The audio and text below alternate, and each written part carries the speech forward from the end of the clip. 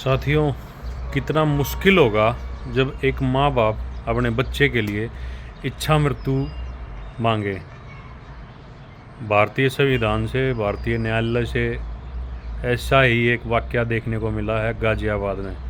हरीश राणा एक नाम का एक व्यक्ति, एक लड़का जो कि पंजाब यूनिवर्सिटी में टॉपर था 3 साल तक। 2 मेडल उसने जीते। एक्सीडेंट उसका होता है, एक हादसा होता है उस भाई के साथ और वो 4थी मंजिल से नीचे गिरता है और वो कोमा में चला जाता है। 13 साल तक उसके माँ बाप इस उम्मीद में उसकी सेवा करते हैं, उसका इलाज कराते हैं कि एक ना एक दिन ठीक हो जाएगा। लेकिन हालत उसकी इतनी नाजुक हो जाती है अंत तक कि मेडिकल और एक्सपर्ट्स सब मना कर देते हैं कि अब कोई उम्मीद नहीं है।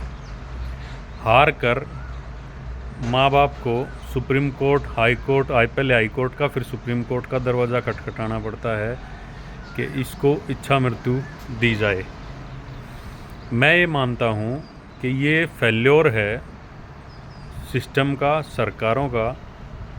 क्योंकि अगर आप एक ऐसे टॉपर को भी, जो 3 साल तक लगातार पंजाब यूनिवर्सिटी का टॉपर था और 2 मेडल वो जीत चुका था, उसके बावजूद उस भाई के साथ मतलब एक दुर्घटना होती है, एक हादसा होता है और हमारा सिस्टम उसका इलाज तक नहीं करा पाया और 13 साल तक लगातार उसके माँ बाप को दुखी होना पड़ा।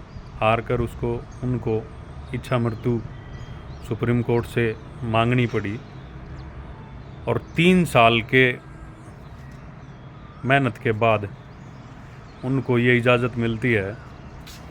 लेकिन वहीं केंद्र सरकार 35,000 करोड़ का बजट पास करती है HPV वैक्सीन के नाम पे और ऐसे बच्चों के लिए वो कुछ नहीं कर पाती है।